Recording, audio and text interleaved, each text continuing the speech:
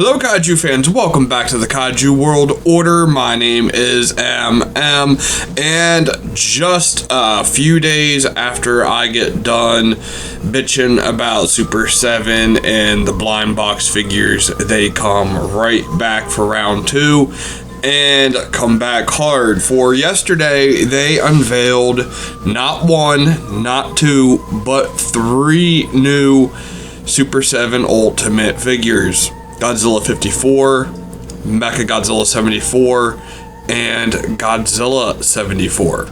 The Godzilla 54 is a no-brainer. We all knew this was coming, and I think this is the weakest of the 3. The only main issue I see with the sculpt seems to be the feet. They're just very slipperish, but besides that, I think it all looks pretty good. The accessories, including a little tiny Sarazawa, along with the default release of 54, will come with 3 different accessory heads, including one where he's holding the train in his mouth, another with a beam, and the other is a closed mouth version. Additionally, he will have a 4th head that will be in an accessory pack, which we'll get to that in a little bit. But this release looks pretty good. I was initially planning on skipping the 54 because, as I've said many times, I have plenty of 54 figures.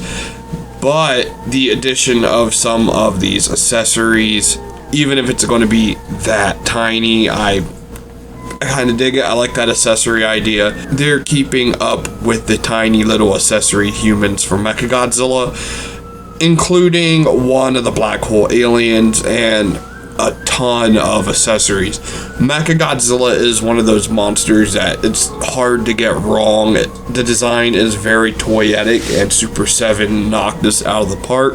I think this is the best sculpt of all the MechaGodzillas they've done so far. What's really cool with this release, at least that I hope, is the little rocket burst that looked like they plug into the base of the feet. Now, MechaGodzilla does come with a swappable head, so you can put him in flight mode, which is what I imagine those jet boosters are for. However, what I want to do is actually balance him on those thrusters, so he's hovering while doing an all-out assault. And then we also have a Godzilla 74, and this is a very, very surprising release because it has battle damage accessories. We're getting a bloody head version along with an atomic blast one. I'm hoping the beam can be swapped back and forth between the heads, but if not, oh well. And then we're also getting an alternate neck piece, the same way they did the Biollante tendrils wrapped around BioGoji all the way back in Wave 1. This is going to include a swappable neck piece that will have MechaGodzilla's missiles stabbed into Godzilla's flesh. I love this idea. I was worried we'd never get a release like this because, as we all know, Meltdown 1200 Degree Burning Godzilla was hated so much by Toho that they shit-canned the guy in charge of their LA offices. And then they've shot down many ideas for other battle damaged versions of figures, including skeletal or half skeletal 54s. And Monsterverse figures with battle damage pieces that can be removed and put back on, and yada yada yada. The track history with Toho and their bad decisions with battle damage is very long. However, this could be a sign of change, and if it is, maybe all that stuff will be back on the menu, and I'll be very happy. And finally, if you buy all 3 at once, or you pre-order all 3 at once, you will get an extra accessory for each one.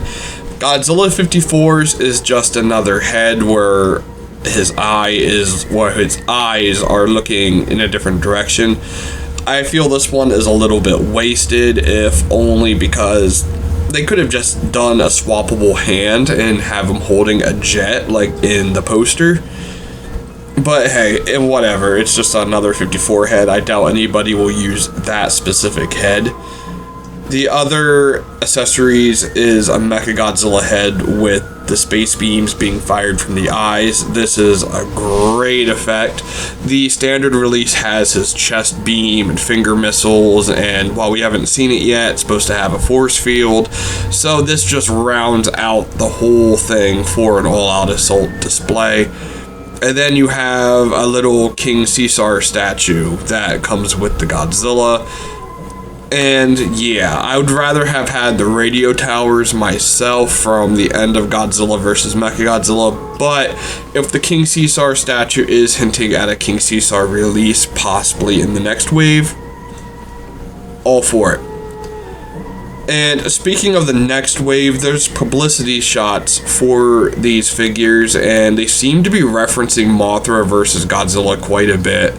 And I don't know if I'm just looking too far into it, maybe I'm just hoping too much, but maybe the next wave will be Godzilla 64, Mothra 64, and King Caesar to round out the MechaGodzilla cast. And you could easily see them doing some sort of get all three at once and get the bonus of, say, a Mothra egg and maybe a different King Caesar head or something. I don't know. And not to be outdone, but they kind of are, Bandai has revealed 2 new Movie Monster Series figures. These are going to be those ones based on scenes in the movie, so it's like a dynamic pose or whatever little fancy title that they're calling their super Movie Monster Series releases or whatever. So we have Son of Godzilla's Godzilla 67 and Minya. This is based on the end of Son of Godzilla, where they're just going into hibernation as the island freezes over. It's a very wholesome scene and just ends this movie on a positive note, knowing that as soon as it warms up, they'll be back to normal and father and son will be able to go on about their days until destroy all monsters or whatever happens. And then besides that one, we have a Godzilla 1992 with Mothra larva biting his tail. This is a recreation of the scene from Godzilla vs. Mothra where, well, Mothra larva bites Godzilla's tail. It's a trope as old as time itself. So, Mothra vs. Godzilla, or I should say, Godzilla vs. Mothra, not one of my favorite Godzilla designs. What's neat about this figure is it is using the water suit from Godzilla vs. Mothra as a reference. So it is a bit different than the suit that was used for all the rest of the movie, from when Godzilla's fighting Batra and Mothra on land and everything else. I also don't think there's been too many figures or statues or really anything depicting not just the water suit, but this scene specifically of Heisei Godzilla with Mothra larva biting his tail. Normally figures that get that are, of course, the Showa one, and then sometimes Tokyo SOS, but having a Godzilla with that classic scene is going to be pretty cool, and I'll definitely be picking that one up. And that's really it, Kaiju fans. Super 7 coming back with some great ultimates that I'll be picking up, along with these 2 new Movie Monster Series figures. So everything is looking pretty good in the future of vinyl figures, and until next time, peace out, and Minya, take it away. You should like and subscribe.